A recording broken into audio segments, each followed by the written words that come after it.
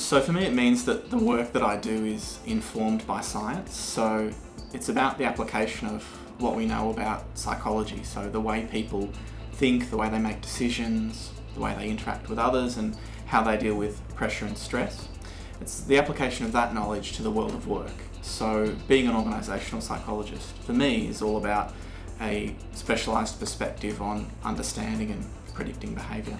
Oh, it can mean so many things. I think it's about helping the company to maximise its revenue growth, cost cutting, performance, whatever the strategic objectives they have, but doing so from a lens of a behavioural science, so helping them to understand how to increase employee motivation, drive high performance, have the right incentive structure in place to achieve those objectives.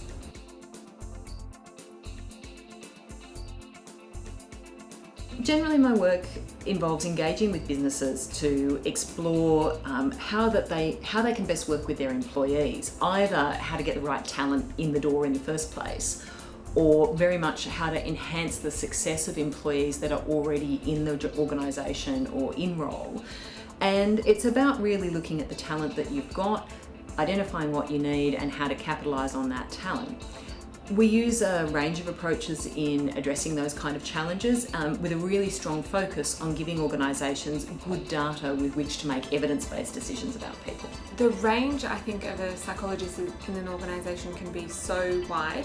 At the moment I'm working on a few key pieces. The first is performance management, and by that I don't mean managing poor performance, though that is one element.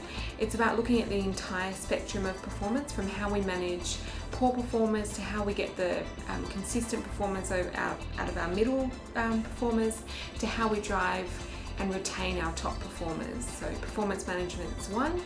I also look after employee surveys, so how we're designing the process by which we get feedback on our employees about what's working well, what they'd like to be different, and we really tailor that to what our leaders need to know to make the business successful. So the last survey I looked at was focused on change and leadership, but another business might be focused on how well we service our customer.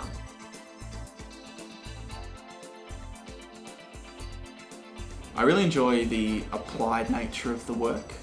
So in the private sector, for a lot of companies, their largest investment is in their human resources. So if we can lead projects that help people be more effective and more efficient, then that is not only intrinsically rewarding, but it also helps businesses as well. The other thing that I really enjoy is the constant interaction that I have with people.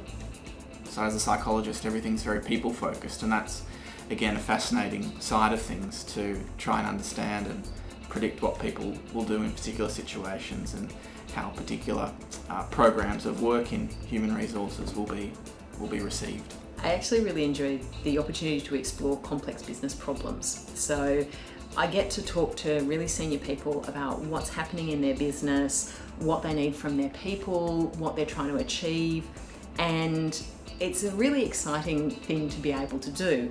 I also really enjoy the opportunities that I've had to manage people. I actually look after a team of other psychologists, and that's been a really important element in my career, and that's something I'm really enjoying as well. I enjoy a lot about it.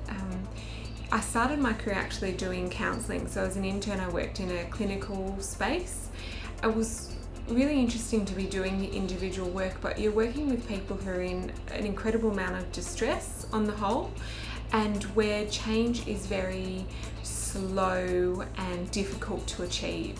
What I love about working in an organisation is you're working with people who on the whole are really driven, really motivated, really clear on what they want to be achieving, and clear sense of vision and purpose, and it's really exciting to be in a role that's supporting them to achieve those objectives.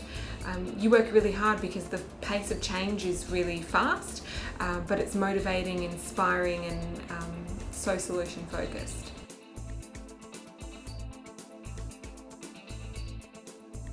I think one of the things that is particularly challenging is just keeping up to date with the research. I think that the thing that organisational psychologists bring to the workplace is our evidence base, and keeping up with the reading and keeping up with the research is quite a challenge. I think also keeping up with products. There are a lot of assessment products on the market, and it can all be fairly seductive in some ways.